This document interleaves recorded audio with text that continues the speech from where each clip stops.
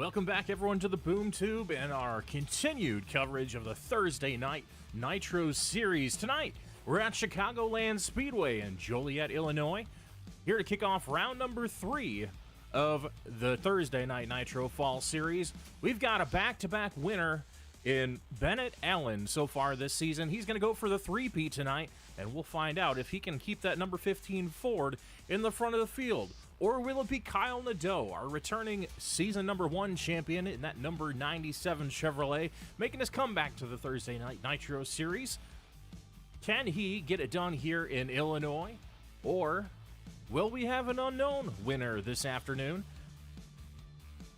Throughout the first couple races of this season, our two-time winner so far in Bennett Allen didn't consider himself among the favorites to win, but then again, here we are. After 2 races in, 2 commanding victories are under his belt so far. It's been a good season for a couple other drivers as well. We'll go ahead and tell you who they are as we run down our point standings as these drivers are settling in for qualifying.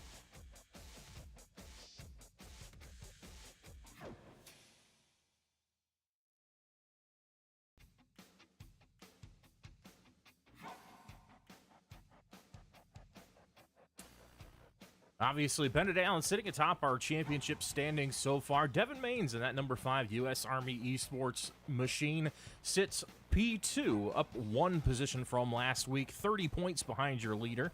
31 points behind the leader is Max Baumann in the number 89 for Team Highlands Racing, coming off a runner-up finish last season, finishing behind Alex Wiggins. Max is showing strong so far and providing consistent results for that team throughout the first couple of races of the season. We'll see if that continues tonight. Max has been good to known to be good on conserving equipment, conserving tires, and being able to play the oddball strategy when required. So we'll see if that plays into his hand tonight. Just behind him, last season's champion Alex Wiggins in 4th spot in the season standings. He is 32 points behind, so 2nd through 4th in the season standing so far, separated by only 2 points. So Dusty Martin rounds out the top 5 in standings, followed by Steven Turner.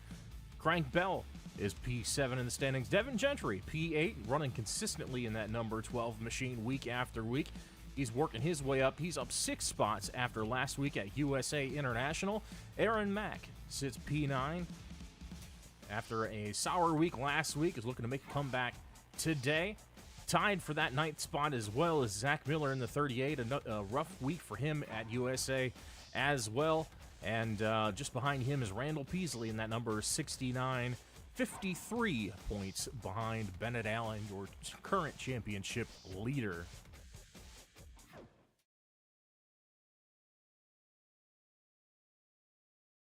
Out on the racetrack, just a couple seconds left in qualifying. It's Max Baumann so far sitting his Ford Mustang on top of the charts with just a couple seconds left, and that wraps up qualifying. We'll get a word with Max in just a minute. All right, Max Baumann, pretty surprising showing, putting your Ford Mustang on top of the charts. We're going to go ahead and queue up that lap for the audience in just a moment. But take us through your keys to speed here at Chicagoland. What do you think it's going to take to come out on top today?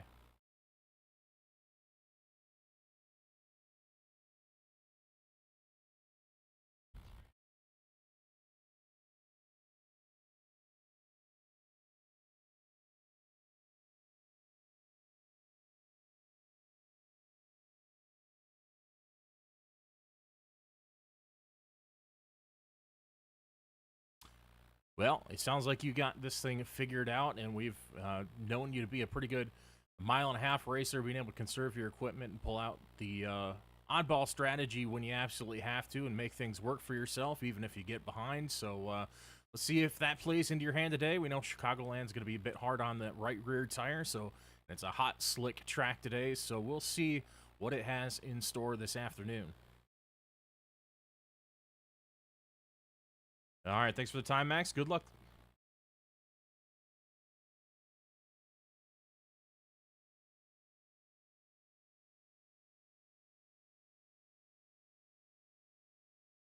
All right, going back to Max's qualifying lap of a 31.127.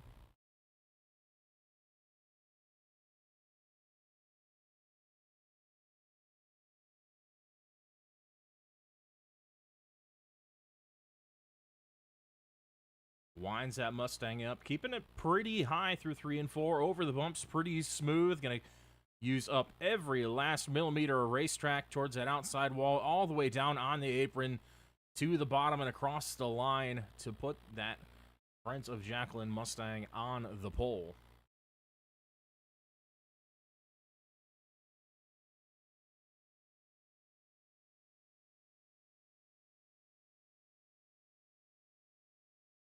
Drivers getting a warm-up in before we grid up to take the green flag. But as we mentioned, a couple keys to the race. Hot slick track here, just outside Chicago this afternoon. Going to be a bit of a wild card for some of these guys, and it's going to be a wild card if we manage to stay green. That's going to be what these drivers are thinking about and trying to guess as we go throughout the course of this race. How long will it stay green? Will we get long green flag runs? Is that tire life going to be something we're going to have to really worry about? Or do you think you're going to get a caution to be able to come in and take 4 Goodyear tires and set yourself up for success on the short run? All these things and more are going to come into play throughout the afternoon here at Chicagoland. If you're in the chat, we already see a couple of you out there. Good to have you here with us on the Boom Tube this evening. As always, I'm Adam LeVox. Bubba telling Dusty not to crash out this time. Sound advice for sure.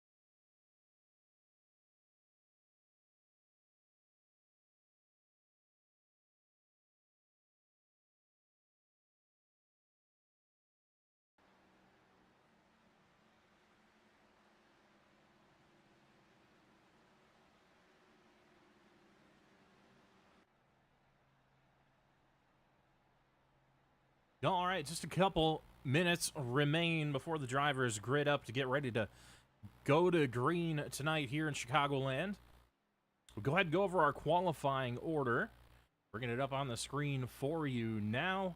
Here for round number 3 in Joliet, Illinois. Of course, on the pole, we just had word with him a moment ago. Max Baumann in the number 89 for Team Highlands Racing. Doug Argabright in the 41 with a solid lap as well. Just 5 thousandths off the lead. He's going to start on the outside of that row. Dusty Martin in the 35. A strong showing in qualifying. Half a tenth off the lead in P3 with Bennett Allen starting his outside. Of course, the winner of the first 2 races in this season. Alex Wiggins in the 11, starting off a little better than last week. He's going to roll off and grid P5 with Crank Bell behind him, and Kyle Nadeu to his outside in the 97. Kyle joins, I believe, Wiggins and also Miller for Great Lakes Racing for this season. Throwing his lot in with Great Lakes Racing for the team championship here starting in round number 3. He's going to look to do what Alex Wiggins did last season. Although he missed a few races, he's going to try to make those final 9 races on this schedule. That is the minimum if you want to compete for the championship here in the Thursday Night Nitro Series. We know life gets in the way sometimes, and these drivers do miss a few races. But hey, if they can make up the ground, as Alex Wiggins did last season, they are welcome to try it out. And if he's lucky, he might be successful, but he's got to beat Alex and several others to do it. And the, of course, so far dominant car of Bennett Allen in that number 15. He'll be the one to watch tonight, as well as a couple others. And note Max Baumann on the pole is always Mr. Consistency. Always kind of finds a way to be there at the end, one way or another. Starting P7 is Kyle Nadeu. P8, Dan Jensen. Zach Miller rolls off P9 in his 38 machine, with Jake Doffing looking to make a rebound after a very rough week in Lakeland, Florida last week at USA International. Jake involved in several incidents, finishing several laps down, but stuck it out and finished the race and kept driving. But he's going to look for a better week and a bit of a turnaround as we head from the short track portion of the schedule to the intermediates like Chicagoland here. Aaron Mack rolls off in 11th in his 31. Devin Maines in the 5 starts P12. Dalton Brewington in the 7. A bit of a rough qualifying effort. He's going to start P13 with Hunter Mathis, his teammate, in P14. Dalton Buckingham rolls off P15, and Devin Gentry rolls off last in P16. All right, drivers are gridded. Max Baumann looking to lead him to the start of the race.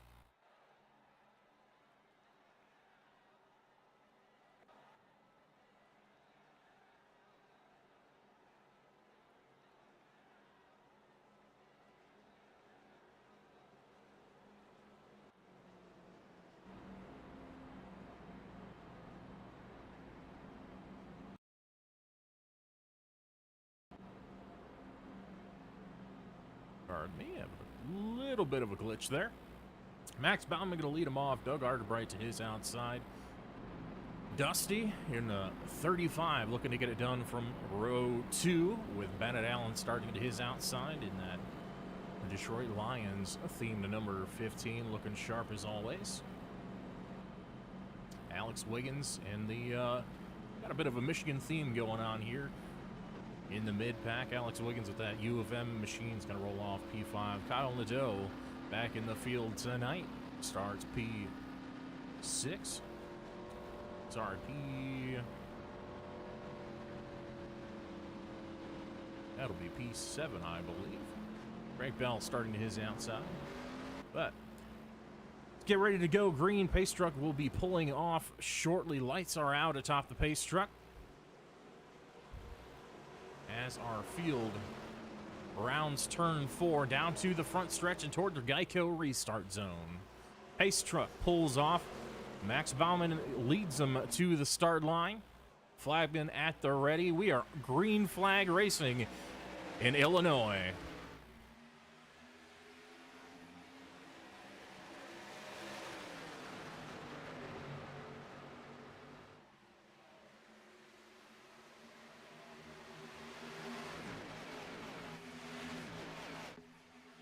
Side by side up front still, it's Max Baumann and Doug Argebright going at it.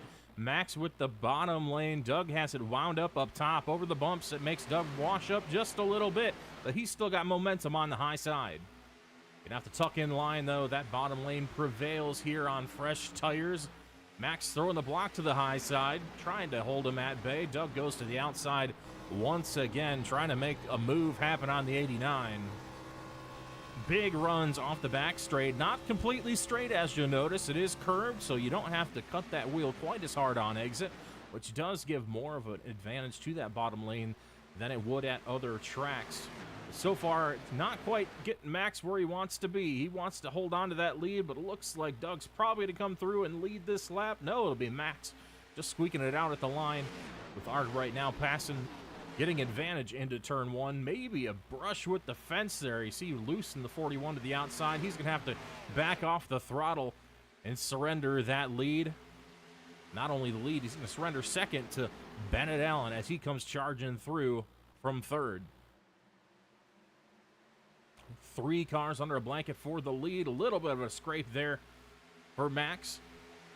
That turn 4 safety barrier does come out at you very quickly, and you got to be paying attention coming off that corner, because the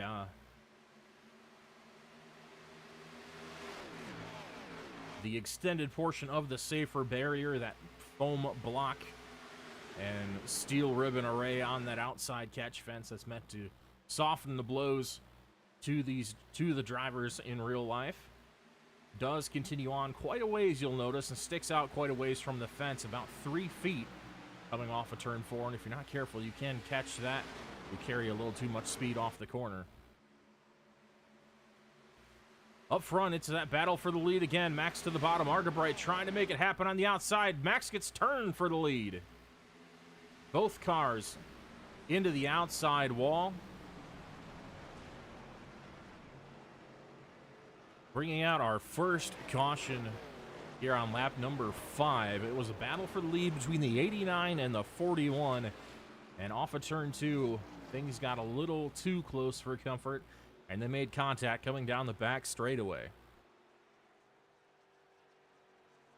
Go ahead and queue up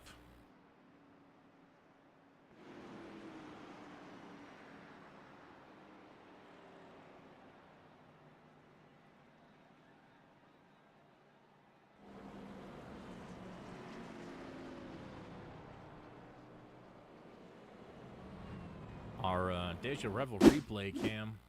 We'll take a look at what happened here coming off the corner. We'll rewind just a little bit. You see things just maybe a little too much from the 89. We'll play this nice and slow and try to figure out what happened. Watching that 89 coming off the bottom, maybe carried a little bit too much speed. 41 keeping it pretty high. It's about as high as I'd want to go. Max just thought he was clear there, just misjudged by a hair. And look at this. By the skin of his teeth, Bennett Allen squeaks through and narrowly avoids contact with both of these cars. And he's going to come out with the lead after this thing. So, it's pretty significant damage to both these cars. Notice rear damage on the 89 as well as some front damage as well. Notice that right front caved in a little bit there. We'll take a look at the 41 of Argebright and see how his ride's doing. Similar looking damage here. Right front damage. That's not going to bode well here at Chicagoland. Very aerodynamic dependent racetrack. So maybe not quite as much damage there for the 41, but both these drivers definitely going to need to get these things patched up to be able to regain any semblance of competitiveness. But it's probably a good thing it happened early. They're going to have some time for repairs, and hopefully they'll be hoping for a couple more cautions to squeeze in those repairs. But that is our first caution of the evening involving those two drivers right there. Both of them are going to sit it out on pit road for a while, as it's a shakeup up front now. We got Bennett Allen leading with Dusty Martin P2, Crank Bell P3, Jake Dolphin P4, and Alex Wiggins P5.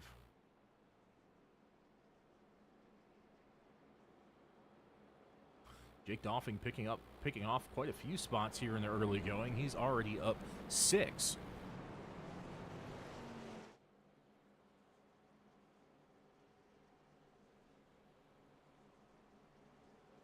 Having started back in that 10th spot. Doffing off to a good start this weekend, on track to make up for the relative disaster that was his week in Lakeland, Florida last week. But so far, so good, outrunning even the likes of Wiggins and Nadeu. Those are two hard cars to pass for sure, but he was able to do it and get himself up here. We saw some strong performances last season out of this number 13, so definitely not worried about that car having speed, and he's showing us just as much today.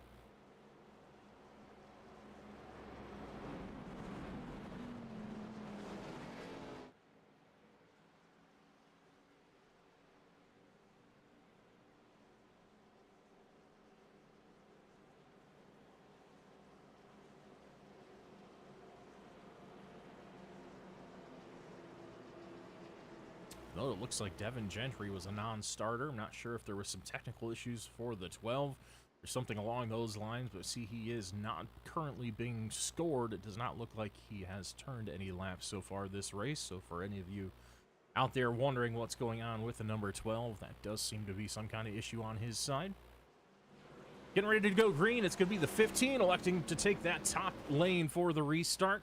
Flagman flags him down. Green flag is out here once again at Chicagoland. Awesome start for Benedale, and Dusty Martin trying to get it done behind him, but he's got two hungry drivers, one to his outside, the 13 to his outside, the 14 to the inside behind.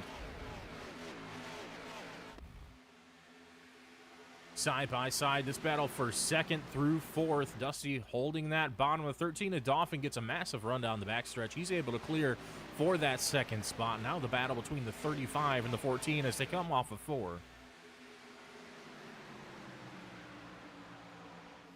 Looking behind them, another big mover so far this race, that number 5, Devin Maines, making some big moves so far in the 10 laps since the start of this race. Also up 6 positions, similar to Jake Doffing. Both these cars, big movers so far. We'll see if that momentum can continue for these two.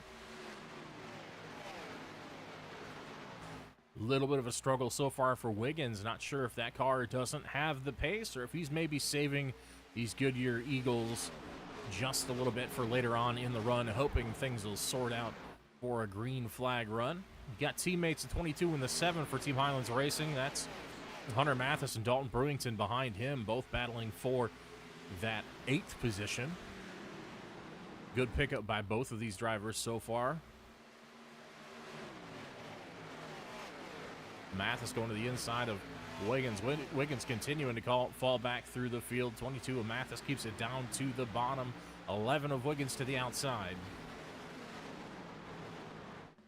Inside lane proving to be pretty effective here on new tires. We'll see how these guys do as the run progresses. It's like we might get a few green flag laps under our belt this time around. It's still Bennett Allen out front by 2.1 seconds. The gap over second currently. Second place, Jake Doffing in the 13, followed by Dusty Martin in third. Battle right here, right around that 10th spot. Got 6 cars in close proximity, all looking to get around this number 11.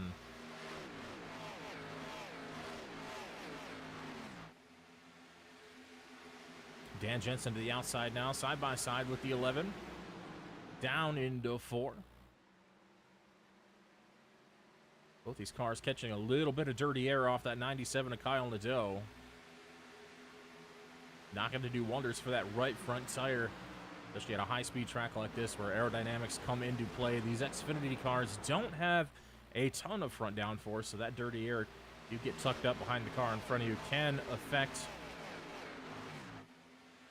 your car just a little bit. It causes you to scrub that right front tire and lose some front grip as the run progresses if you do that too often.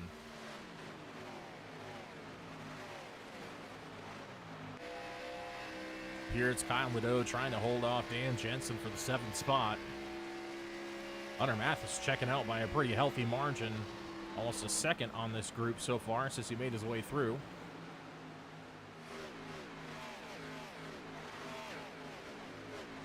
Little bit of a love tap to the fence there for the 97. Just means he's using every last bit of racetrack. You see those bumps, so we'll try to get a better look at that here in the next few laps. The bumps entering 3 and 4, it's going to be pretty severe. You'll see these cars porpoising a little bit. A lot of up and down movement as they enter that corner. Jumping back a little bit, we got Dalton Brewington trying to hold off the 31. He's been trying to work the inside of Alex Wiggins. Can't quite get the momentum coming off the corner to make that pass. That's going to make him susceptible to the advances of Aaron Mack and that 31 on the outside. Mack can easily make that pass around the outside using that high line momentum. He's going to take over that 10th spot from Dalton Brewington so far. Zach Miller just behind him, trying to hold off Buckingham for that 12th position. 38 and 39 doing battle here at the rear of the field.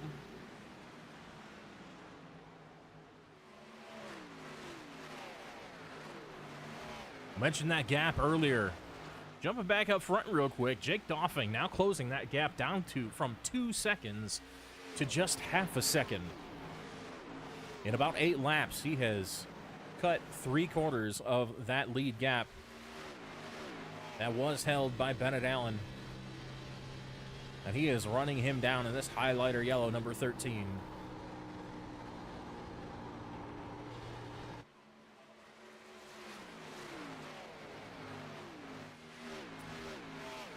You probably hear a little bit of that tire noise as they enter turn 3. As that front end bounces off the racetrack, those front tires absolutely straining for grip, and they will let you know it audibly.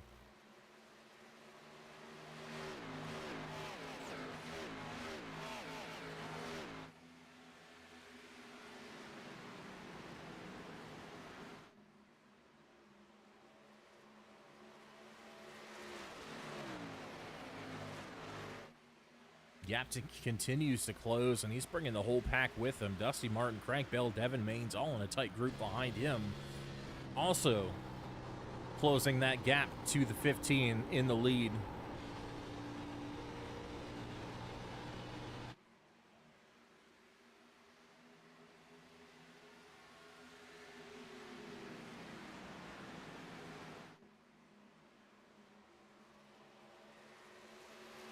Gap holding right around 0.5 to 0.6 seconds for the 13. Maybe Allen just saving a little bit of tire, giving up some of that lead to conserve those Goodyear tires on that number 15 car. A little bit of searching here for Doffing, running a bit of a mid lane where he had seen glued to the bottom for a little while. Let's see what he does down in 3 and 4.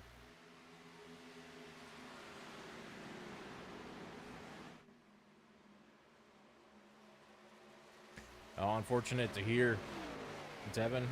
Confirmed he did have some issues with his wheel. He did make it back in time to race, but unfortunately having some hardware issues with the steering apparatus. So unfortunately that 12 is going to sit this one out.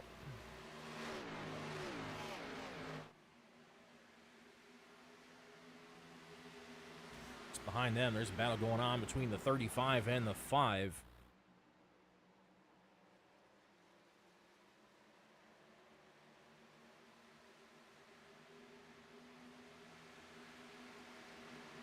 Both of these are teammates for Longshot Motorsports. Devin Maines in. Actually, all 3 of these drivers here, that 5, the 35, and the 14, all teammates for Longshot Motorsports. Looking to be a pretty successful day for them so far as we close in on the quarter distance mark here at Chicagoland.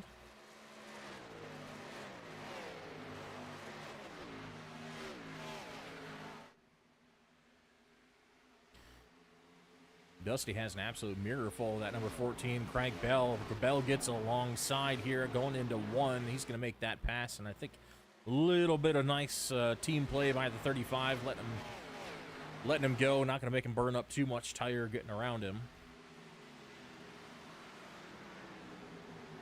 Craig Bell making moves early. He's up 2 spots from the start of the race. Biggest mover so far is Devin Maines, that 5 just in front of them, up 9 spots from his qualifying position this evening.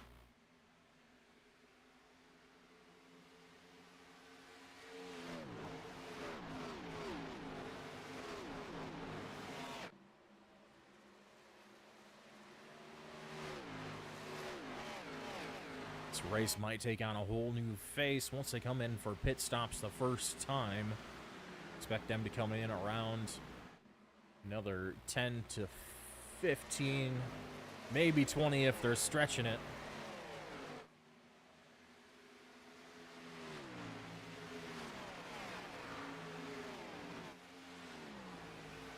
That battle for second looks like it's heating up pretty good. Devin Main's in the tire tracks of the 13 of Dolphin, trying to wind up that U.S. Army Esports Chevrolet.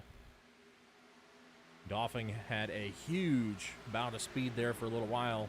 Had significantly closed the gap to Allen, but I fear might have driven the tires right off that thing, trying to push for that little bit of extra speed. In the draft now is the 5. He's going to send it down on the apron to the inside of Dolphin.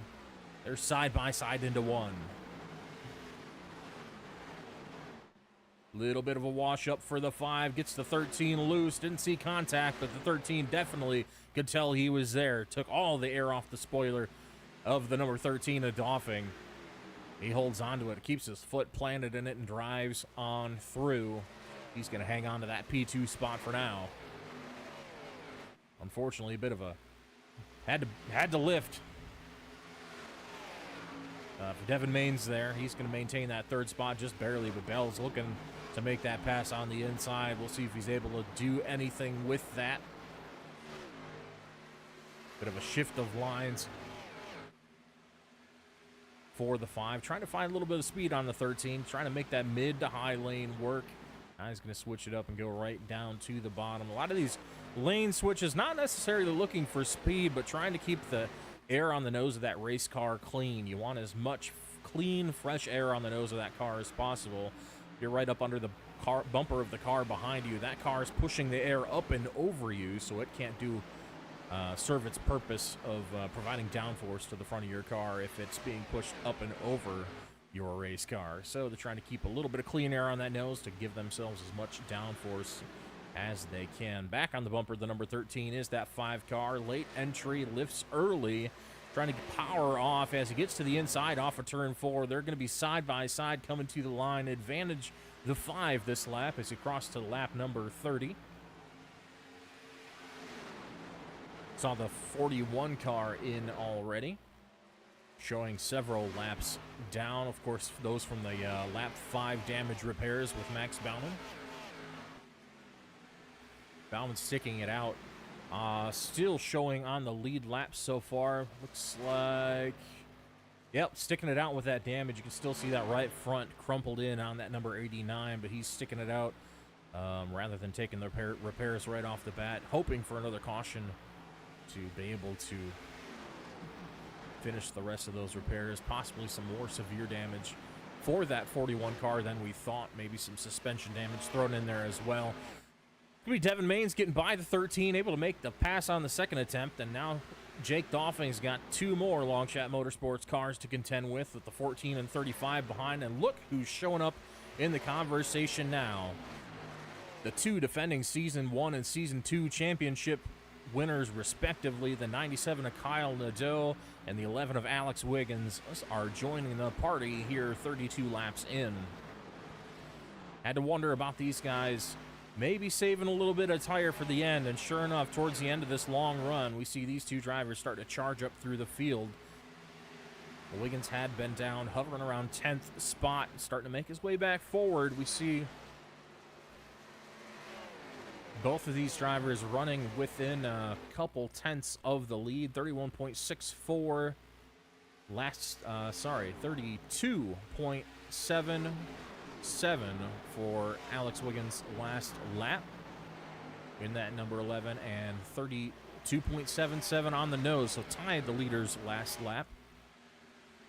So plenty of speed out of these 2 race cars coming back through the field, and up through the field they go. Here comes Kyle Nadeu getting around Crank Bell and Dusty Martin in short order. Now his sights are set on the 13 of Jake Dolphin.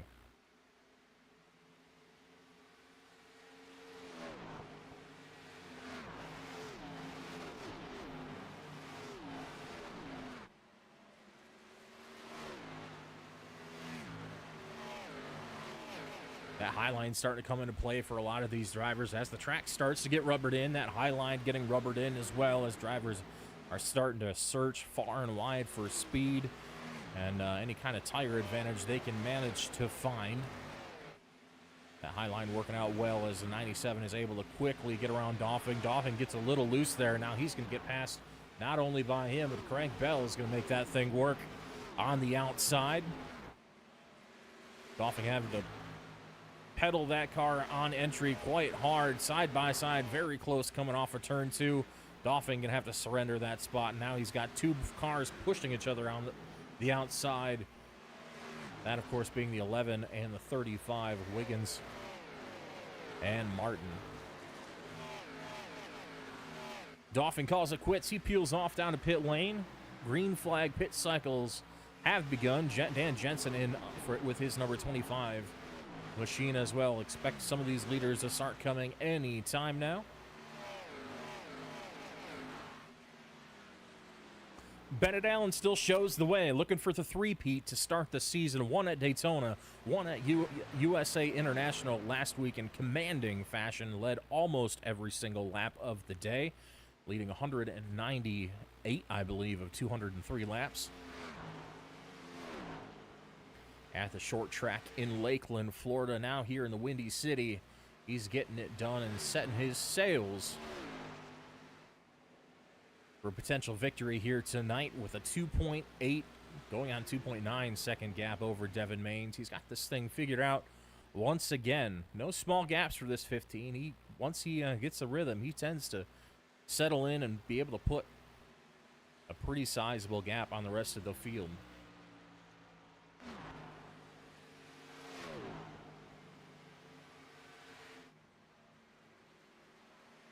No more takers for pit lane this lap. Most of the leaders still out. Devin Maines running second.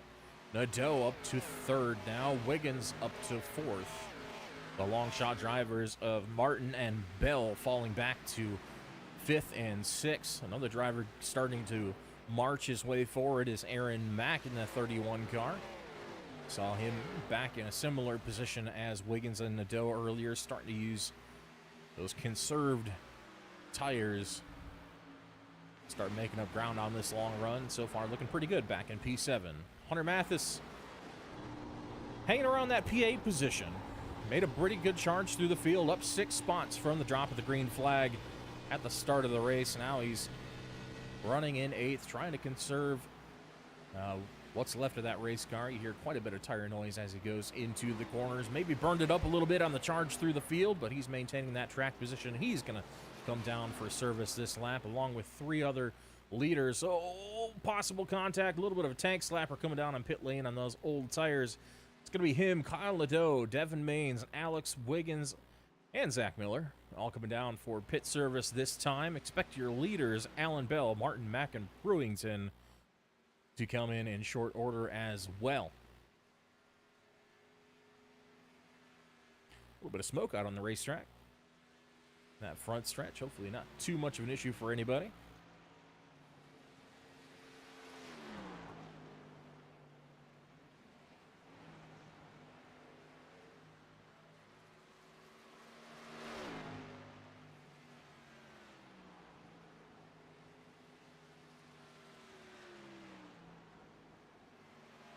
These drivers don't want to see right now any of those drivers who just came down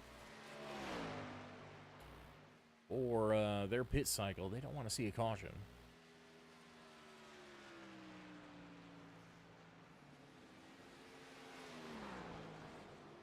That would be free license for that number 15 to take 4 Goodyear tires and fuel with no pressure whatsoever, as those drivers would be a lap down and would have to take the wave around, which would leave the number 15 in the lead position. Expecting that 15 to come down any time now. Those fresh tires are going to start cutting into that lead before too long. Once he comes in for his pit cycle, maybe trying to stretch the fuel a little bit. Expecting some fairly long runs here at Chicagoland this evening. It is a pretty wide, spacious racetrack. Shouldn't have too much contact overall. Plenty of different lanes to utilize to make passes on your competitors. So These drivers are of a good enough skill level, shouldn't have too much contact. Sometimes you have some incidental stuff, but overall, pretty solid driving throughout this Thursday Night Nitro Series roster. Brewington finally comes down for his pit stop as well. Dolphin coming in a second time. Not sure what's going on with the number 13. Didn't have any apparent issues, no damage or anything to repair, so it'll be we'll have to keep an eye out. Maybe a speeding penalty for that 13, although he's spending a lot of time on pit road. Maybe a 40-second stop and hold penalty for speeding on pit lane. Looks like that might have been the case.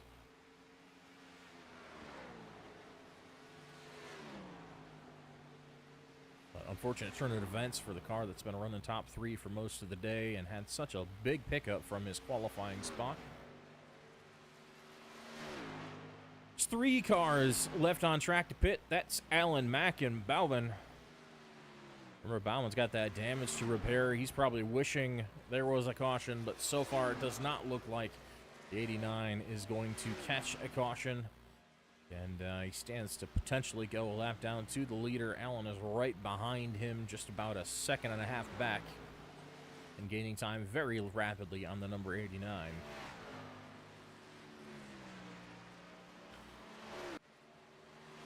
I think Bauman potentially looking to lead a lap should the number 15 pit.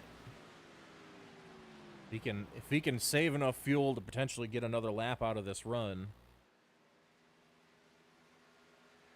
which he should have enough fuel because he did come in and pit for some of that damage under the earlier caution back on lap number 5.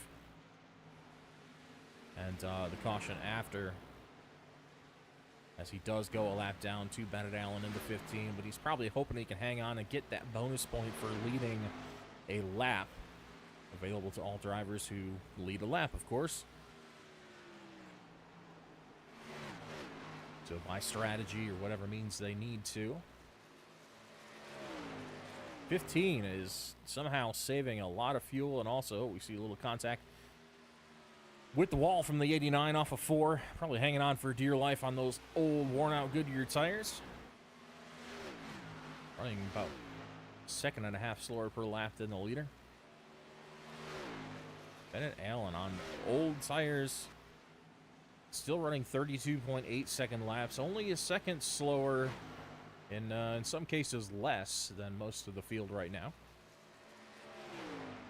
on those fresh tires, so he's going to probably fall back somewhere in the 3rd to 5th place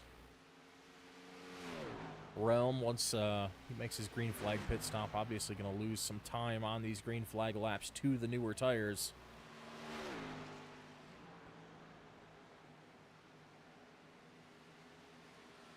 To the tune of about a second a lap at this point.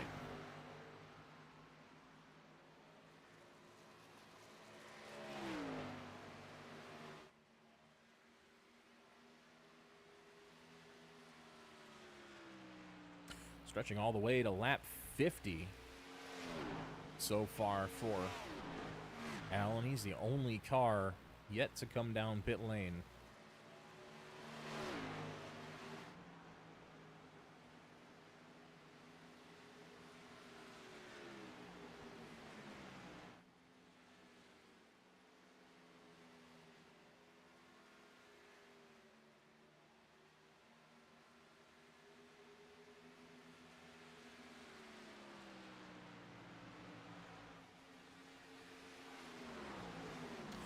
A couple drivers starting to sneak up behind this 15. You got Devin Maines and Alex Wiggins back. Devin Maines and looks like Dalton Buckingham back there on fresher Goodyear Eagles, looking to unlap themselves from that 15.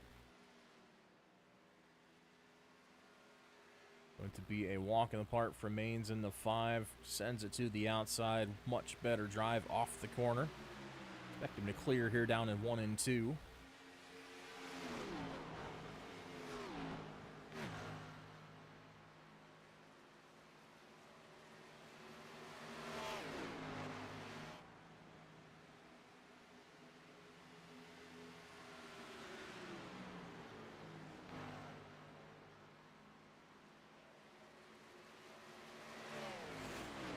52 laps on fuel. Keep that number in the back of your mind for later on in this race, as some of these other drivers are going to have to get out the pencil and paper and try to figure out a strategy for the end of this race when they're going to come down for that second pit stop.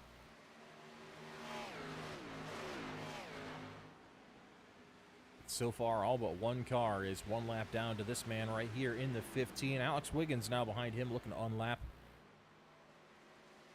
himself and get back on the same lap as Bennett Allen.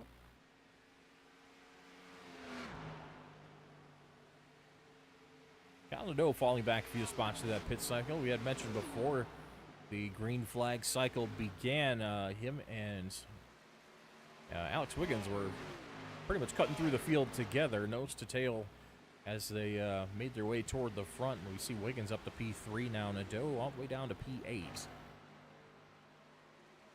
Possibly some more conservation out of the 97. We'll have to see how that plays out for him in the long run. Right now, it looks like it's full steam ahead for the 11, trying to keep up and make up ground on the 5 car of Maines, who will inherit that lead once the 15 comes in.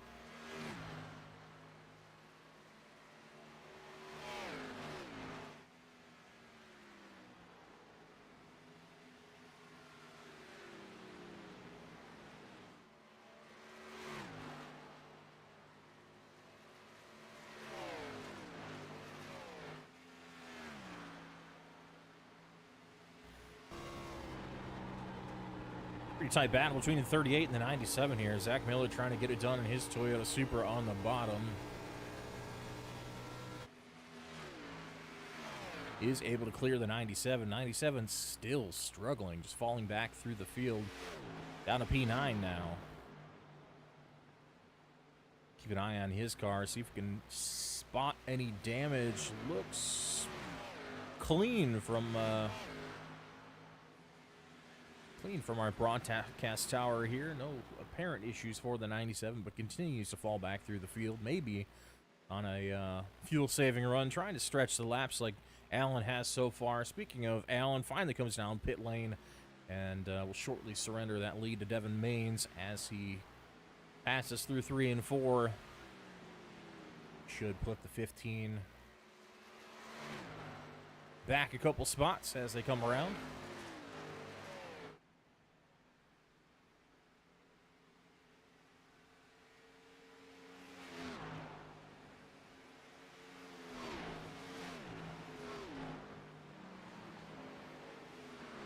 Allen just now leaving the pits. Down to P5 so far. We'll see how far the free fall goes. All these drivers had been making up time on those fresh tires throughout the course of the run, but just now coming in at lap 57, he's going to be very, very close, especially if we should see a caution to be able to make it on fuel.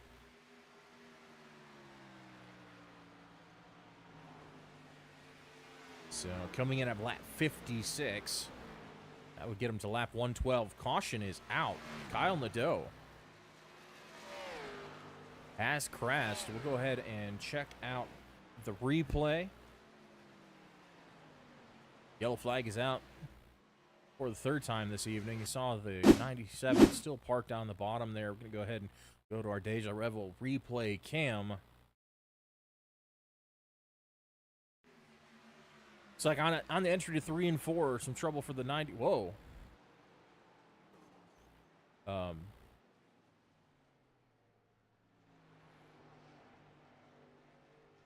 believe that'll be a hardware issue for the 97. It looks like the wheels locked to the left and the brake locked completely. And just unable to move that car. So probably wheel and pedals going awry for that number 97. It's like a quick reset, and you might be able to continue on. Scary moment. Fortunately, the brake locked up, or he may have, the steering may have broken, and he locked down the brakes in order to not collide with the wall.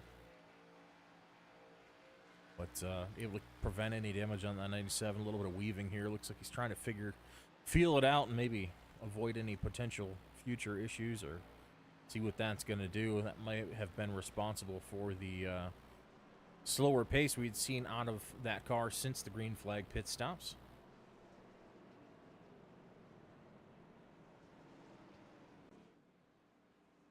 Everyone's going to take this opportunity to come down pit lane and fill up those fuel tanks. Grab some fresh Goodyear rubber. Most of these drivers last came around lap 38. Of course, with the 15 being the exception, having just pit 4 laps ago. That's what he's got to take a lot less fuel, so he's down and away much quicker than these guys. Maybe just took right side tires. Only a couple laps on those left sides. Why not take the chance?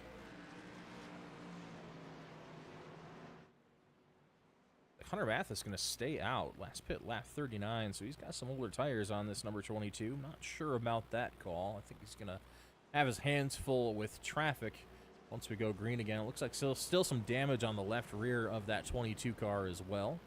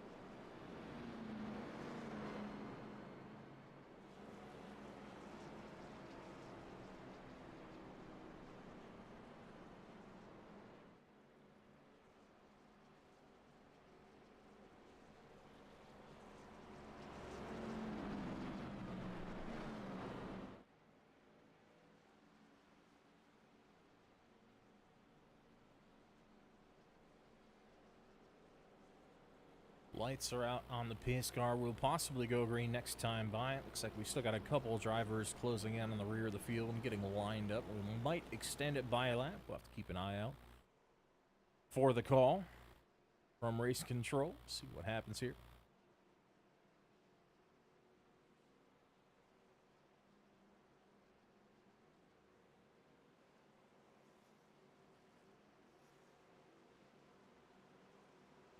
We will go green this time. Pace truck is off, and they head down toward the Geico restart zone. Green flag in the air for the 22. A little bit of tire spin, but still gets moving.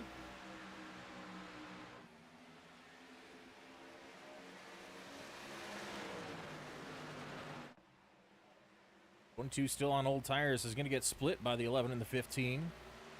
5 down to the inside is going to work his way around as well. It's Allen back out front, followed by Wiggins, trying to make that move to the inside. Allen's going to take that high line, then cut down, taking the air off that 11 as they come off of turn 4. 15 back out front just like that. Played that strategy, maybe 2 tires and very little fuel taken, having only run 4 laps since he came down for green flag stops. Oh, that 15 looks a little loose coming off of turn 2 right now. Only 4 laps on those left sides if he took 2 tires. I believe it was 2 tires. The pit time for that car was 5.25 seconds compared to 14 for 4. So that'll be right side tires only on that number 15. Not quite working out to plan.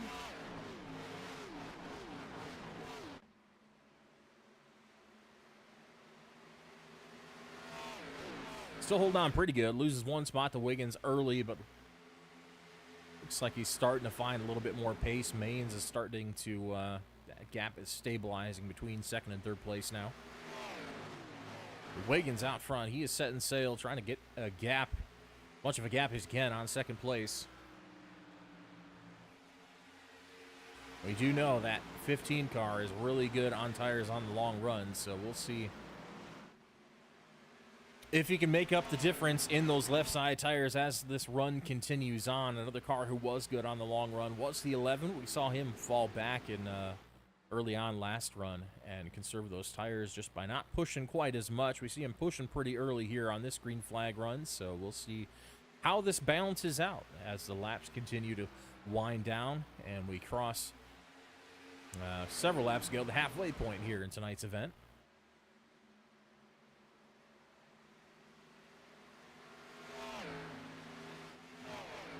Back here, Aaron Mack trying to run down the 35.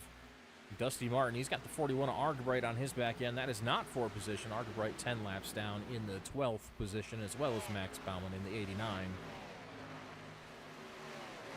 So that battle actually for position behind him between the 41 and the 89.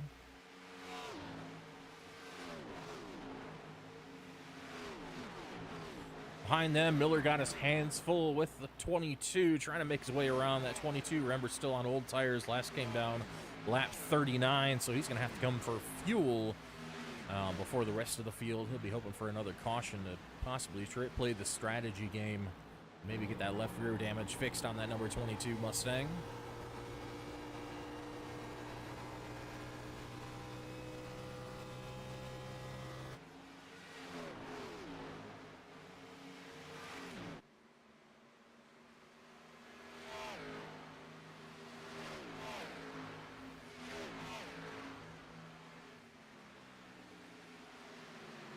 Miller makes that pass back there, but back up toward the front, we got a battle for third spot.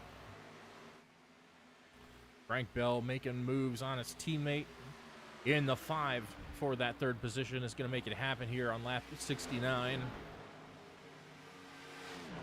Both of these drivers closing in rapidly on the 15 of Allen for that second spot.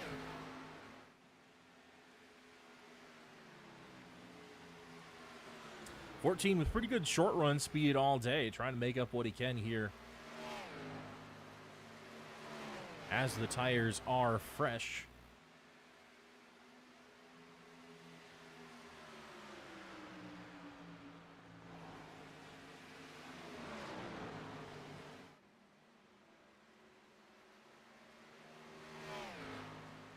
Down to the inside and around. The 15 gives up both spots. He's going to fall back to the 4th position for now.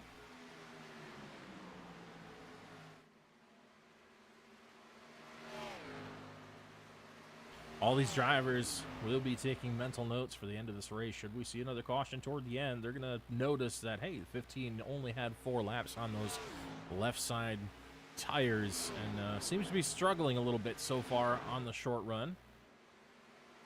Maybe not the call toward the end of the race.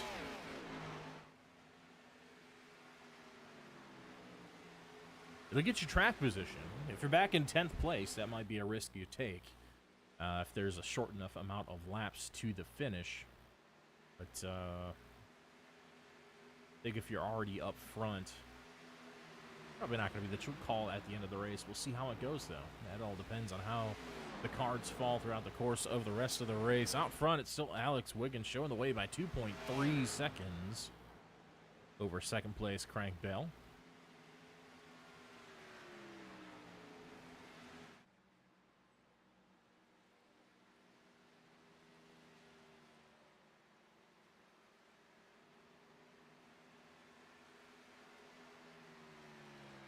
Great Lakes Racing, this team is going to be hoping for another caution. Nadeu going to want to get that lap back. Currently sitting 1 lap down after that issue that brought out the last caution.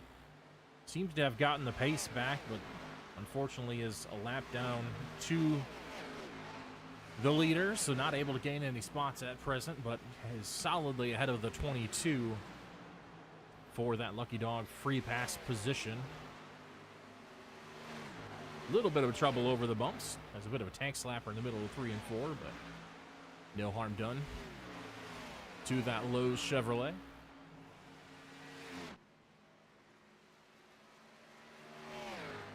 Let's focus back on this battle for 3rd and 4th. Bennett Allen starting to come back a little bit on the 5 of Devin Maines. I think those tires might be starting to balance out. Mentioned he has showed the best tire conservation out of anyone last run. and seems to be bringing these guys back to him slowly but surely.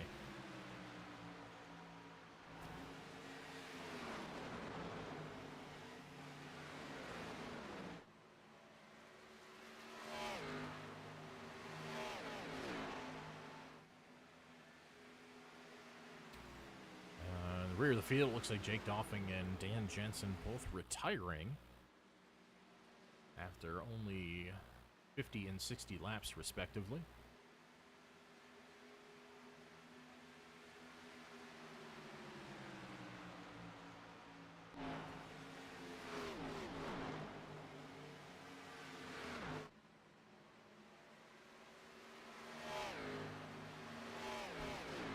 S3 staying about the same distance away back here.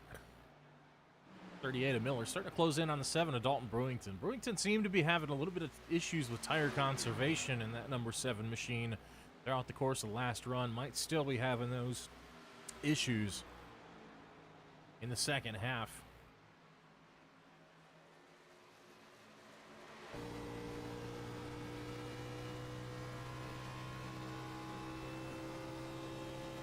On board with Miller now as he tries to make his way around the Operation Iron Warrior Mustang of Brewington.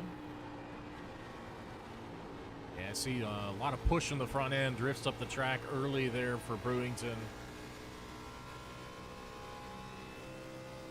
Might be scrubbing a little bit too much of that right front tire on entry.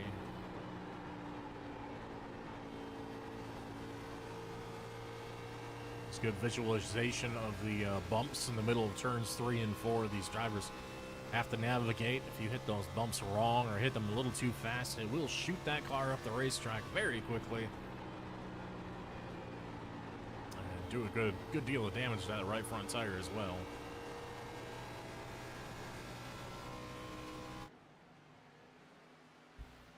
Looking to the inside several times, not quite able to make it stick. Right up on the rear end of the 7. Gets all the dirty air packed on the nose of that 38. Have to lift a little bit. Might get a run off the corner yet. 7 fakes a block down to the bottom, but is going to let him have that inside. Trying to wind it up on the outside. Going to let him have it now. 38 goes around 4 at number 7 spot.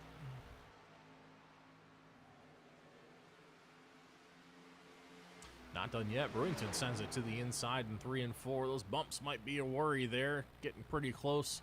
38 has to lift a little bit. Maybe a little bit of air off the rear of that race car, making him loose. Miller pedals a bit. That's going to give that spot back to Brewington. This is quite the battle here for the 7th position. Brewington back out front, followed by the 38 of Miller. Lap 80, just 36 laps to go in this run.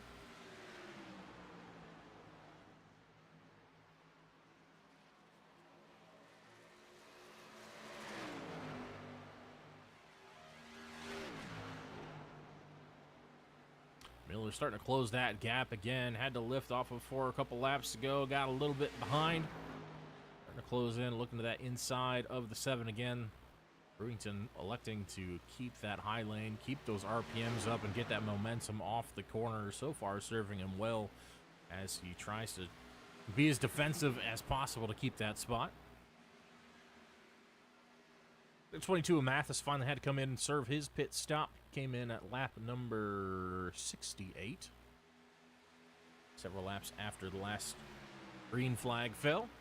About 10 laps into that run. Came in for green flag pit stop. He's back in 10th position now, 1 lap down. Ooh, pretty good contact with the fence there for the 7. It's like going to do a little bit of damage to that right front. See a bit of a crease near the rightmost hood pin. Hear that car struggling over the bumps there. 38 gets out of it. I think just got a little bit nervous. Afraid the 7 was going to come back down after the contact. Journey back up front. This battle still tight for the 2nd spot. Bennett Allen has gotten by the 5. And all 3 of these guys have run down the lead car of Alex Wiggins. Remember, that gap was almost 3 seconds. Now down to .3. Frank Bell running him down for that top spot. The 15 of Bennett Allen has taken over the third spot from Devin Maines. Maines still hanging right on his back bumper, though. Not out of it by any means.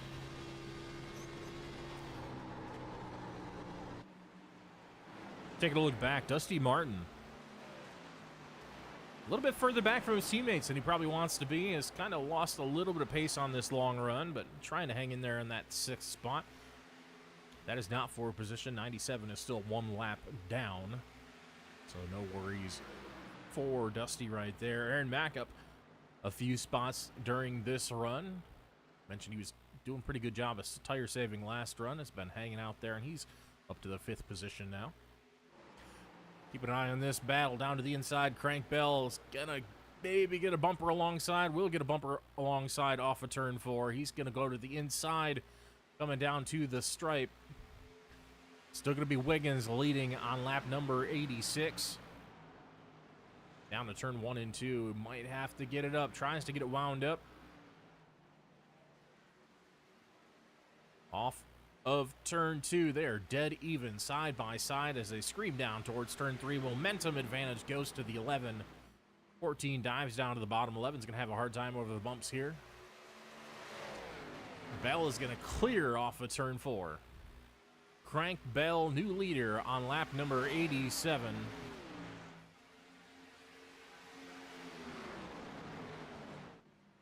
With the 15 and the 5 closing in as well. I think tire life starting to become an issue for that 11 of Wiggins. Everybody's starting to run him down here in the late stages of the race. 29 laps remain.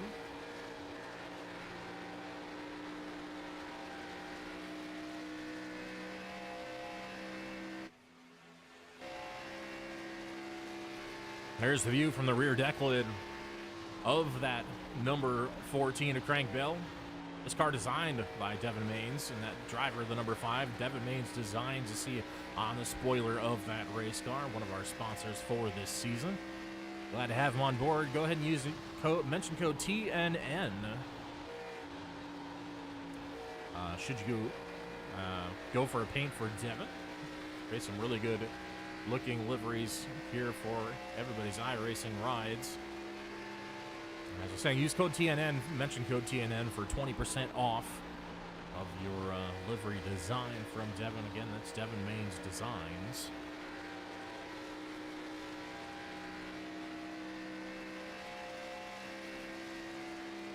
Crank's starting to stretch that gap as Alex falls another 2 spots. He's passed by both Allen and Maines for that 3rd spot. Going to fall back to 4th. And looks like that'll be Dalton Buckingham, actually. That's not a lead lap car for that next spot down the order.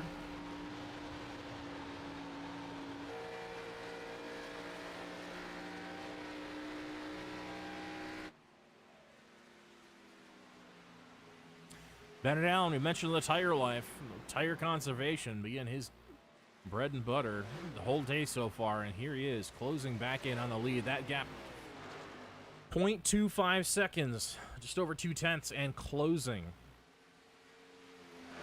Looks like Devin Maines starting to figure out something. He's been following this 15 for a while, maybe changing up his line and the way he's racing a little bit, because he's overtaken the 11 on tire life, and he's starting to pull this 15 back in just a little bit. Want to be nice and close. If 15 makes a move on Bell, that 5 stands to gain as well if he can squeeze through at the same time. Down to 2/10 the gap now, just inside 2/10. About 4 car lengths between the 14 and the 15.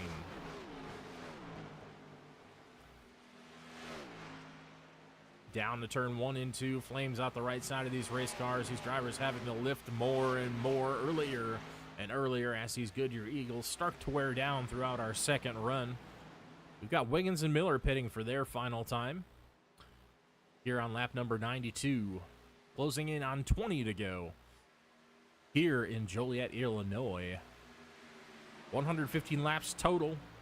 Crossing for lap number 93 now. Separation now 1 car length, closing to half a car length. Frank Bell in the lead. Bennett Allen running him down. Up under the back bumper of the 14 is the 15 of Allen. 14 comes down, trying to take air off of Allen's nose. Can't quite stop the momentum. Allen's going to dive to the inside, down to the apron as they cross the start-finish line. Bell will lead the lap. Allen trying to get some space on the inside to get back up off that apron. Of course, Bell doing what he can to crowd him down there, making sure he has a shallow entry into turn 1 to try to hang on to this lead.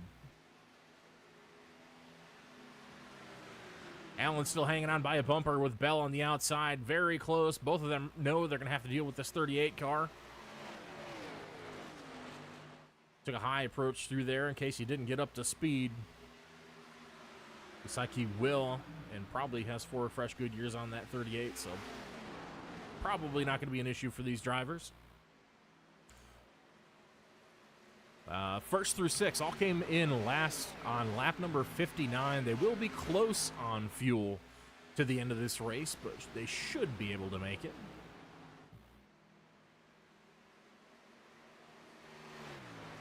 If we end up going extra laps, should we see a couple green-white checkers, that could be another story entirely. These drivers are going to hope that's not the case. There are enough of them out here, though, that would need to pit for fuel under those circumstances that they might not lose too much track position, so there is some comfort in that, but overall these drivers I'm sure would rather race this thing out under green. Question is, can they maintain that? 14's out front cutting the air for these guys behind. They're able to draft down the straightaways, maybe saving a little bit of extra fuel in the process.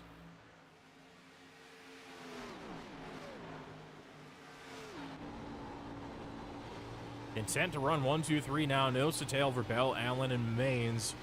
We're going to jump back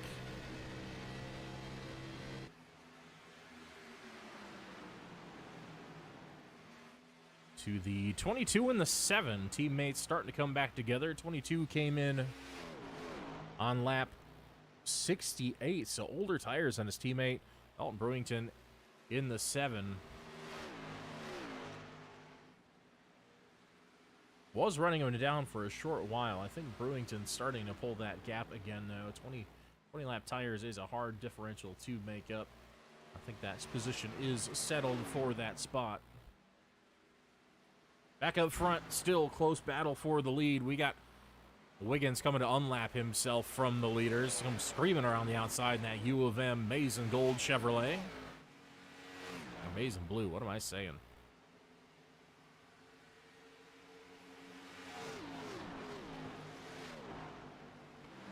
Forgive me, Michigan fans.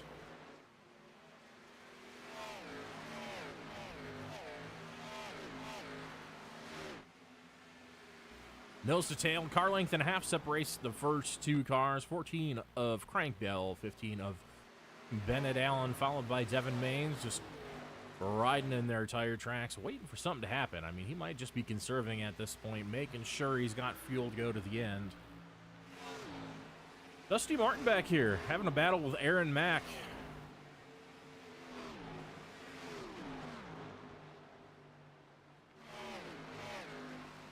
Equal tires for both of these guys as well, both coming in lap 59. Last time through. Dusty down to the inside, Mack to the outside, even into 3 and 4. Who will have the advantage coming off the corner? Looks like a little trouble over the bumps for the 31. That's going to allow Martin in the 35 to slip through.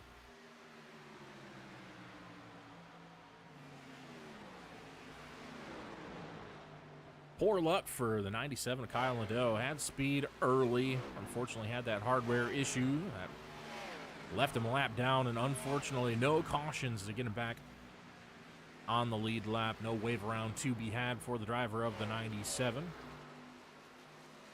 Looks like he will have to settle for that 7th spot if things continue to go as they are.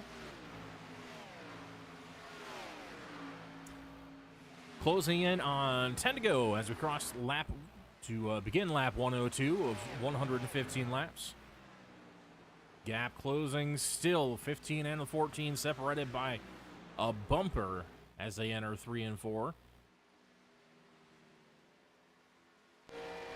Looking off that rear deck lid of the 14 of Bell once again has a mirror full of kneecap soup. With that 15 car, Allen sends it down to the inside, keeps it snug up to the bumper. Little bit better run off for Crank in the 14. Is not quite able to get there. That momentum being able to go on the outside blocks him. Crank did a good job of blocking into 3 and 4, taking that air off the nose. Down to the apron for the 15, looking for any advantage, shortening the track in any way possible to make something happen. Only takes one mistake. So far, perfection from Crank Bell, but can he keep it up? For another 12 laps, 15 gets to the inside. Bennett Allen to the inside of the 14 for the lead. He's going to clear. Does Crank have an answer coming off of 4? Will he be able to do the crossover? Looks like he might have had to lift coming off of 4 just a little bit. He remains behind the 15. Bennett Allen out front again. Those of you who joined late, 15's coming off a 2-race win streak to start the season. One at Daytona and one at USA International last week in dominating fashion. And he's led most laps so far today as well. As he gets around the 14, he's going to add to that total. Bell just nowhere to go. 15 keeping it hung on the bottom, not giving an inch. He knows if the 14 gets to the inside, that could spell disaster for his chance at a three-peat. Still separated by half a car length. Bell looking for any opportunity, taking the same line. Both these drivers, not much searching. Each driver just trying to get up there, get as close as possible, maybe get the lead car just a little bit loose. Speeds are almost identical between these drivers, trading back and forth in lap times. 32.91 for Bennett Allen that time, 32.93, just 0.02 of a second separating the speeds of these two cars for the lead. A little bit of a higher entry for the 14 this time. Will it give him advantage coming off of 2? Closing in just a little bit, down to half a car length, closing to a quarter as they head to 3 and 4. Advantage still Allen out front. Allen really good at wrapping the bottom through 3 and 4. Knows he can't give that inside of the 14. 14 takes that late entry. If he did give him that inside, that would open up the passing opportunity, and he does not want that to happen. Goes down, blocks on the apron. He knows that bit of a shortcut can shave off about a bumper's width over the course of the straightaway. Whew, rear end loose. Oh, it was just Maines go for a ride in 3rd place. Gathers it up and keeps going, but big moment there coming off of turn 2 for the 5. That right rear tire is not going to like that. I would count Maines out of this one, I think. Once you buzz that right tire that hard, it's going to heat up too much, and the grip is just gone, so he's going to be hanging on to the end of this thing. But he does have a 5-second gap over Dusty Martin in 4th, so he should be solidly in P3. The battle to the end is going to be the only close battle on the racetrack right now is for the lead, and that's where it should be. Frank Bell, a little bit of a struggle off of 2 that time, loses several car lengths, almost half a second in one corner. I think those tires are just starting to give up on the 14. He's been pushing it for all it's worth for the past 10 laps, trying to stay at, more than that, trying to stay ahead of the 15. Now trying to run the 15 back down. Nearly perfect drive until that moment.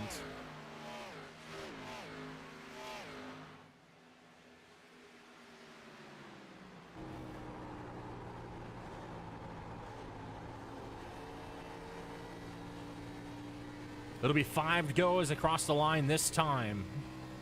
Crank Bell using every bit of real estate possible. Just barely brushes the wall coming off of turn 4, trying to get every last ounce of speed, using every last inch of racetrack to try to make up the ground to Bennett Allen. Has to lift off the 2 once again. More trouble for the 14. Right front tire is just not hanging in there for Craig Bell. You hear that loud tire noise. We'll turn it up a little bit so you can hear it better.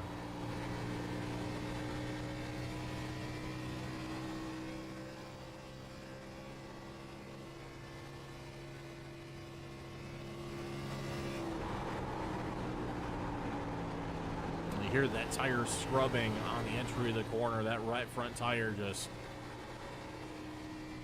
being worn down essentially by a belt sander as it scrubs across the surface of this racetrack.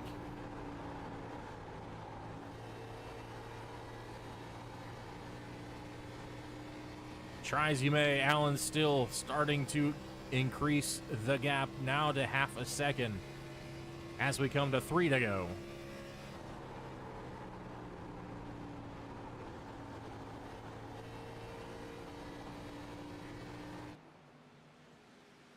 Ooh, trouble for both cars. Contact off of 2. That's going to shorten that gap a little bit. Now down 0.4 seconds, 1/10 shaved off for the 15. Both drivers hanging onto these cars for dear life. Both cars with absolutely trashed right front Goodyear tires.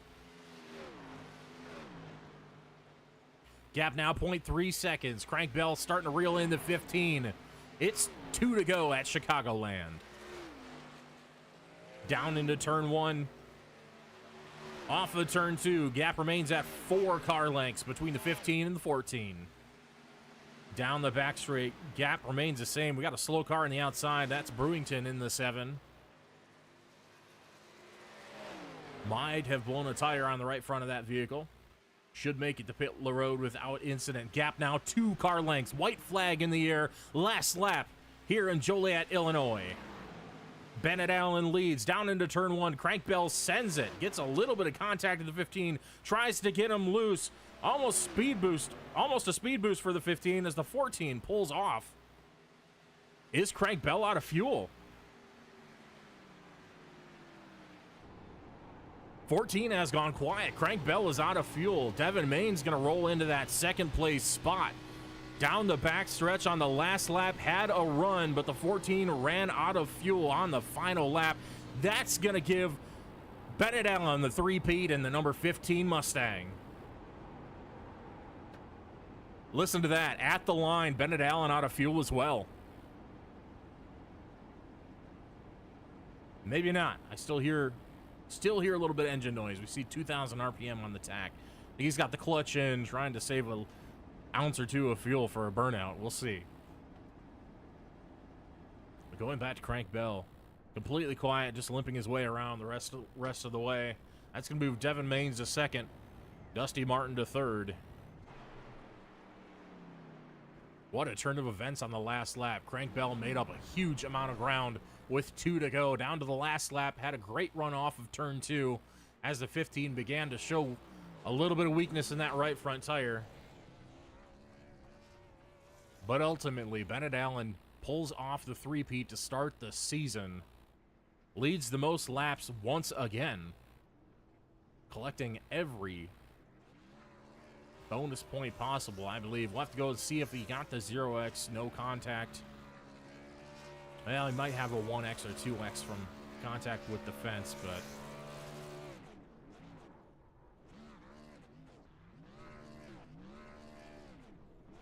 what a dominant race from Bennett Allen. Saved the tires, did everything he needed to do, and comes out on top for the 3rd time in 3 races this season.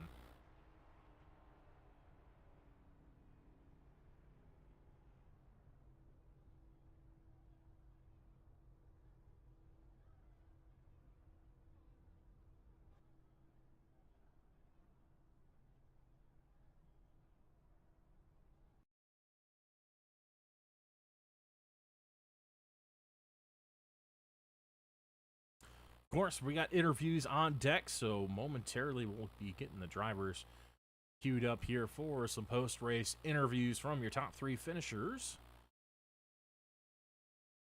Just a moment, we'll get prepped for that.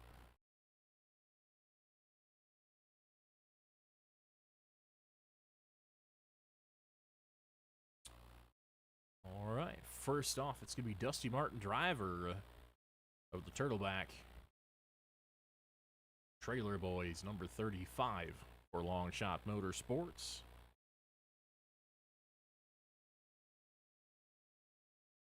All right, we got Dusty Martin in here in the Boom Tube booth. Dusty, it was a bit of an up and down day for you in the number 35, but take us through the last run of that race. We saw you gain a lot of ground, and it looks like you protected that right front tire pretty good and came home to an unexpected, I'm sure, third place.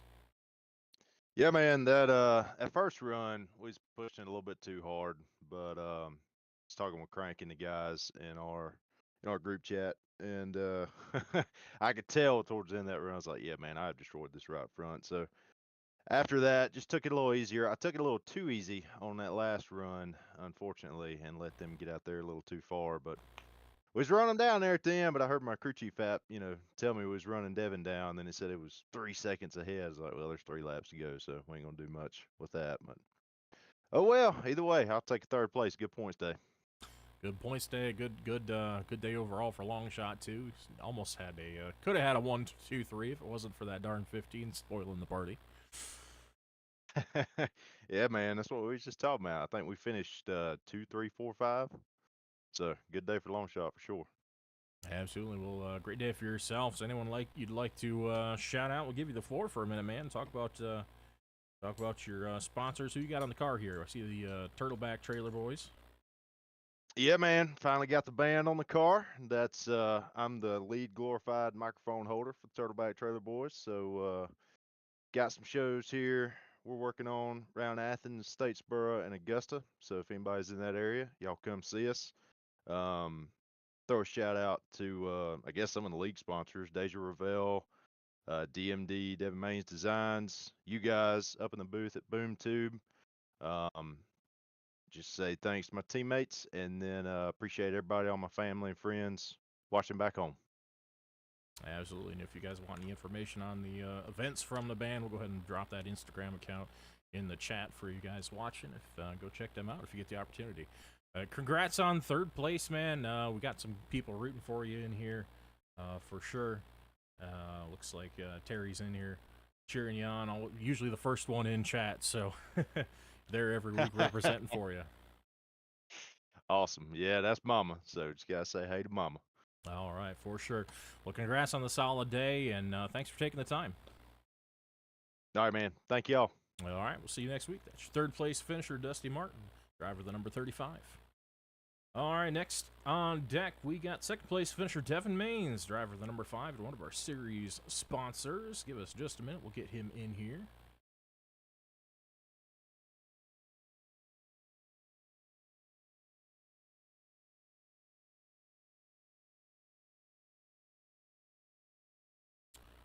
All right. Second place, P2 runner-up Devin Mains, an unexpected runner-up. But runner-up nonetheless, as we saw Crank run out of fuel on the back stretch. Looks like you figured out something late in that final run. We saw some of those tires kind of coming back early on at the drop of the green on that final restart. We saw you falling back a little bit, lost a couple spots there, but started clawing your way back, and looks like you figured something out through the last course of that run. Take us through that run and what you saw coming to the checkered flag there at the end. That last caution kind of screwed me on my strategy there. It looked like how it was playing out that if it had just stayed green and we got another green flag cycle, that probably could have had the win there based on lap times, because it was, when I pit, I was running second and a half faster than Bennett every lap, and he wouldn't have been able to make it the second time by. I know he was trying to make it a one stop, but I don't think it would have worked on lap times. Caution come out, whole new ball game till the end there, and then was able to, like you said, I was able to figure it out a little bit. I noticed the set was building tight, and I couldn't quite figure out how to get it onto the right rear until really that last run. And even then, had to save fuel a little bit just to be able to make it. Crank ran out. I didn't think Bennett was going to be able to make it, but I think he was saving fuel early in that run to be able to make it. There's Alex. Yeah, I didn't think he was going to make it at all because he was ripping the top of that run flying. Like he's going to burn off, and then when he pit, it kind of confirmed that he didn't have enough fuel because of that. So overall, pretty good day. Nothing really to complain about. Tired of finishing second to Bennett, but it'll work out. Yes, got to break free of that Sheldon Creed syndrome at some point. Yeah. But yeah, solid day. Nothing to complain about. You know, obviously a bummer because you know you're that close at the end. Sure, you were on fumes. I think Bennett was on fumes as well. We saw he had that thing shut down, coasting the rest of the way around after the finish just to have an ounce or two left for a burnout. So. Yeah, I ran out on the backstretch after the flag, so. Yeah, it looks like that was pretty common occurrence with everybody. So, yeah, congrats on making it. Like I think a lot of it looked like Bennett coming to pass Crank on the end there. He looked like he stayed behind him intentionally for a little while. He made a move early, but then I think just kind of played it safe just to make sure he had a little bit of fuel in reserve before he went on the attack. And yeah, that was exciting. I was hoping they were gonna get a little more racy. They were getting pretty aggressive. I was like, if something happens, I'm good. Oh, they were. Crank had run him back down to about a car length and a half when he ran out of fuel. Like it was spicing up because Bennett had caught the wall off of 2 and just lost momentum. And through 3 and 4, Crank had run him back down, so it was going to be spicy if he had just an extra drop or 2 of fuel in the car. But still an exciting race for everyone watching, and you know, like we had mentioned earlier, still a great day for long shot. And I give the floor to you for a minute. Anyone who'd like to? Oh yeah, go ahead. Yeah, great day for long shot, finishing 2, 3, 4, 5. So we got near max points. Unfortunately for Bennett, he was the only one that showed up, so no team points for the Terpskis. Makes me happy. But other than that, again, Devin Maines Designs, use code TNN at your checkout, get 20% off. And everything from that, if you use the coupon code, then TNN gets a little free donation to go towards prizes at the end. So yeah, TNN 20% off, Devin Maines Designs. All right, there you have it, folks. Second place finisher Devin Maines getting it done here at Chicagoland in the Windy City. Held on just long enough and stressed the field just long enough to make it to the end. So congrats on another P2. I know it's just a bit bittersweet, but we got next week to look forward to.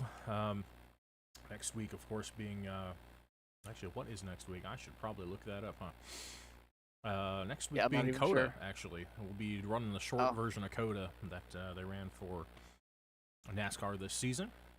So it'll be a bit of a shake-up for everybody. The road course ringers are going to show out next week. And how you feeling about that?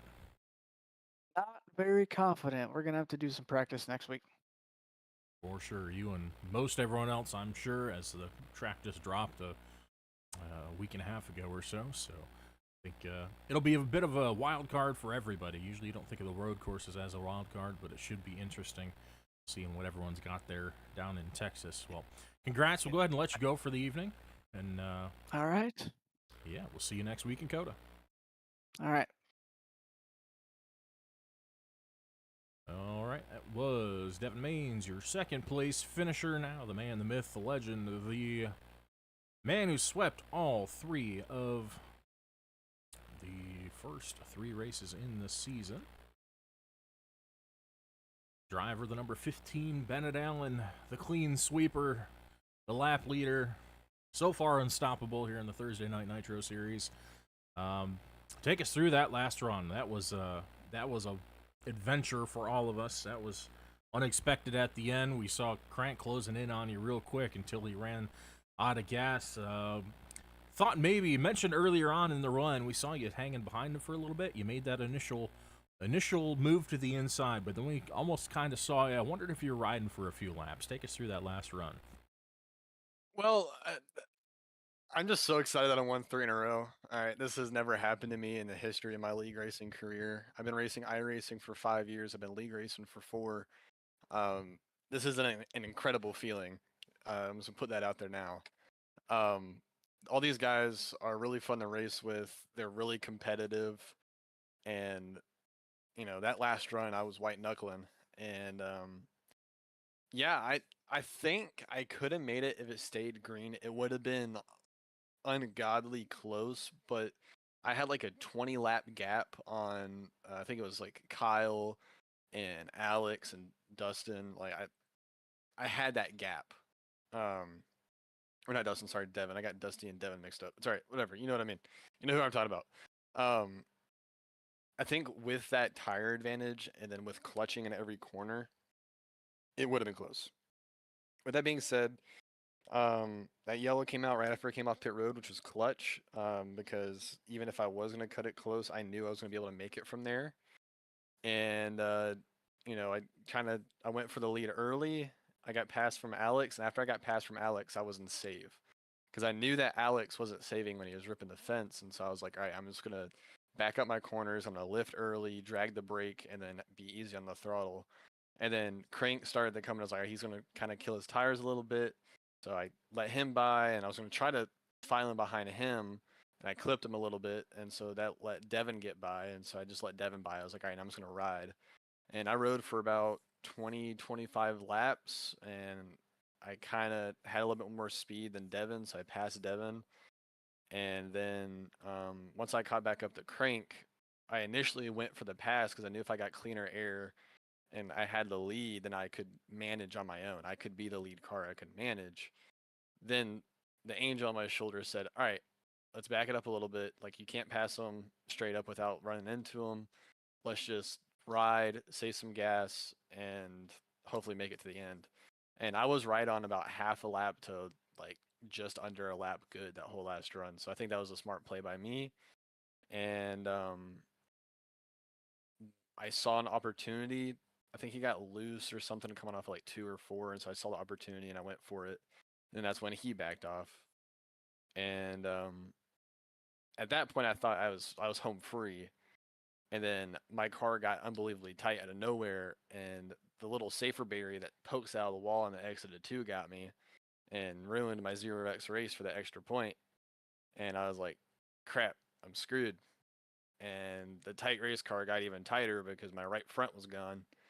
And so I had to manage. And so we came to the white, and he gave me the bumper in the ones. Well, after he hit me, I just had to park it in front of him so I could still get the runoff. And I thought I did that perfect. And then when he ran out of gas, man, I was so happy. Huge thanks to everybody at Turnaround Turbos. I think they're gonna count Devin's starting park. If they do, it's a dub. If they don't, it sucks. But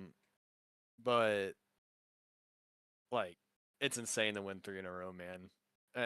That's crazy, and the competition is really good in here. And with Kyle coming back, I knew it was going to be a struggle, but then he got pinned a lap down for causing the yellow, so definitely made it interesting for sure. But Crank put up a hell of a fight, and hats off to him for racing clean.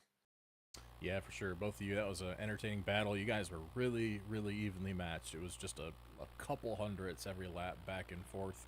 At the end, both of you could tell the right front was just gone. You both slapped the exit of 2 on the same lap. It was really entertaining to watch. You guys were really, really evenly matched, but the earlier conservation definitely helped you out toward the end and played the strategy as good as you could have, and it kind of played into your favor, I think.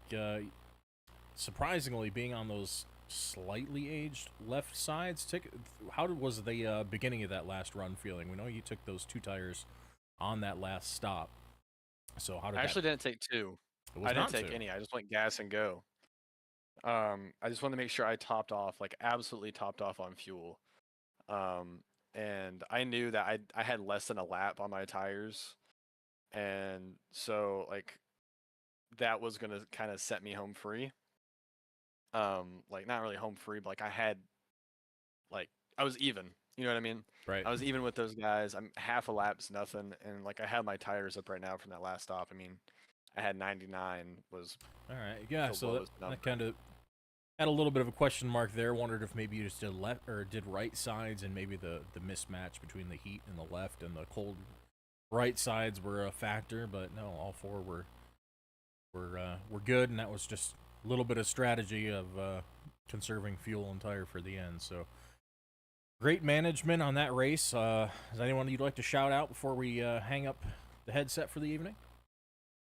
Yeah, first off, huge thanks to you guys at BoomTube, man. It's awesome that we can have broadcast races and iRacing, man.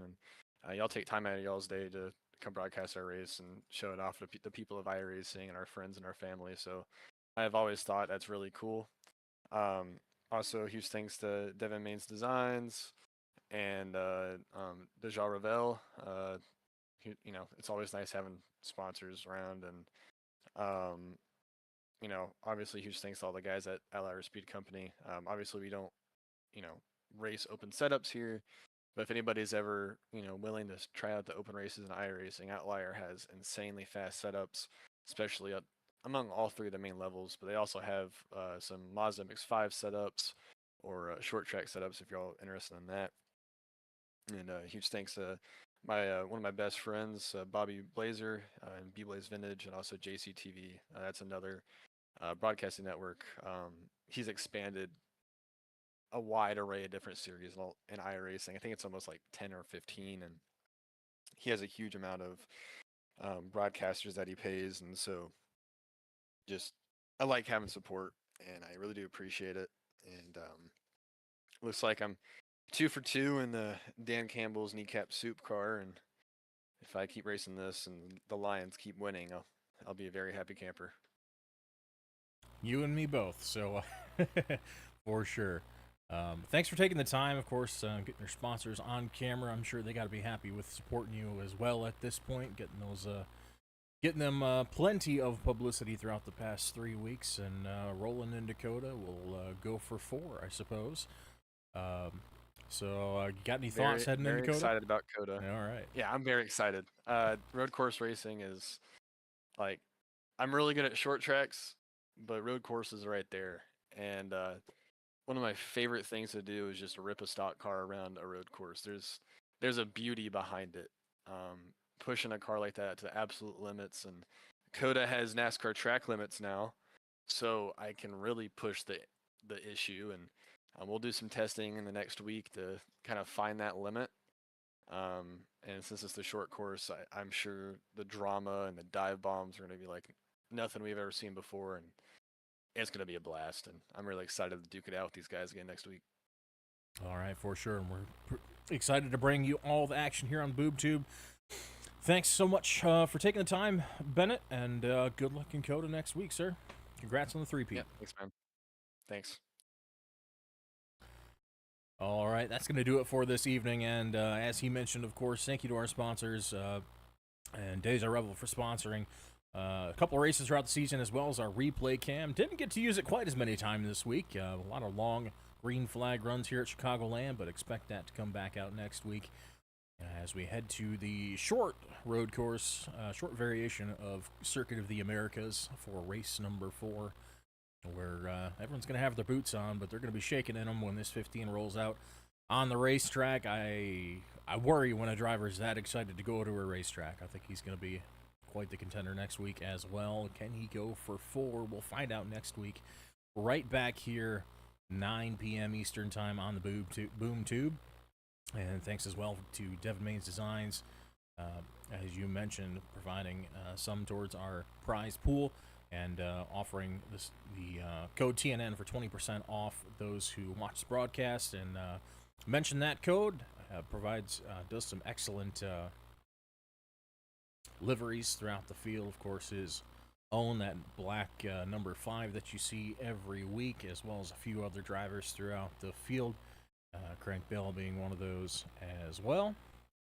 Thanks, Devin, for jumping on board as a sponsor this season. Of course, Sugar Maple Designs. We don't have the car in the field. Normally would show off Devin's car, but thanks to him for providing the die cast for the giveaways throughout this season. And at the end of the season for our top 3 championship contenders, thanks to him and Sugar Maple Designs for providing those. That is an awesome service. If you would like more information on potentially sponsoring next year, you can hit us up on Instagram, Thursday Night Nitro Series, or Facebook Messenger if you would like, and we'll get you the resources that you need to make an informed decision about whether or not you'd like to sponsor the series for the next season, and get involved as so many of these other sponsors do. It's a great thing to be a part of here, and all these guys love having the sponsors on board and show great appreciation to all of them. Thanks to everyone out there in YouTube land for watching along with us here on the Boob Tube.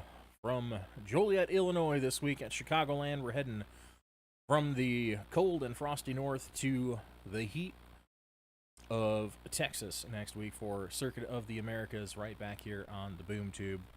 And we're excited to bring that action to a track that's new to all of us, or a variation of that track that's new to all of us. So it will be a wild card, will be tight quarters compared to a lot of road courses, and we're excited to bring that action to you.